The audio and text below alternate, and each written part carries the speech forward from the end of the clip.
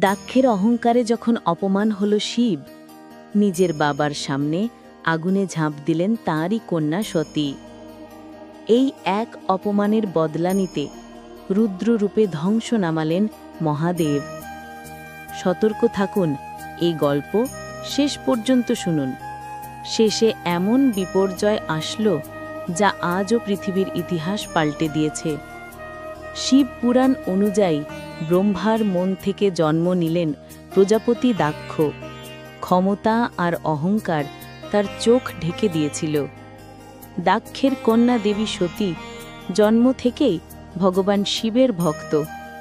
দাক্ষ চেয়েছিলেন শক্তিশালী ধনী জামাই, কিন্তু সতীর হৃদয়ে ছিলেন ঐকান্তিক যোগী মহাদেব।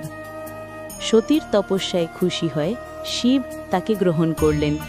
এটাই দাক্ষের অহংকারে আগুন ধরিয়ে দিল। দাক্ষ করলেন বিশাল দাক্ষয়াজ্ঞা। এসেছেন সব দেবতা, শুধু লর্ড শিবা বাদ। সতী বাবার কাছে গেলেন, কিন্তু দাক্ষ ঘোষণা করলেন শিব কোনো দেবতা নন, শ্মশানে বাস করা এক নৃত্যরত ভিখারি।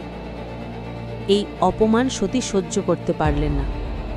তিনি প্রতিজ্ঞা করলেন, যে শরীরে শিবের অপমান শুনেছি সেই শরীরে আর বাস করব না আমি।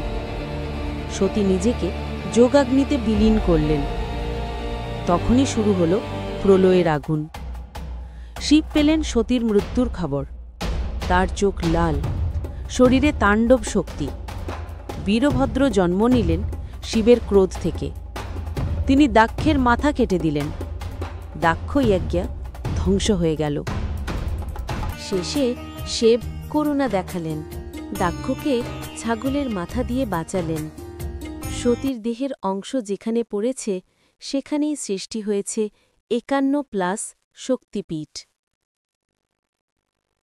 একটি বেদনাদায়ক কাহিনী, কিন্তু এক মহান শিক্ষা। অহংকার ধ্বংস ডেকে আনে, আর ভক্তি সৃষ্টি।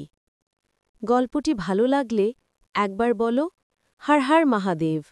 আর এমন আরও শক্তিশালী শিবপুরাণ গল্প পেতে লাইক, শেয়ার অ্যান্ড সাবস্ক্রাইব করুন এক্ষুনি। আসছি পরবর্তী পর্বে।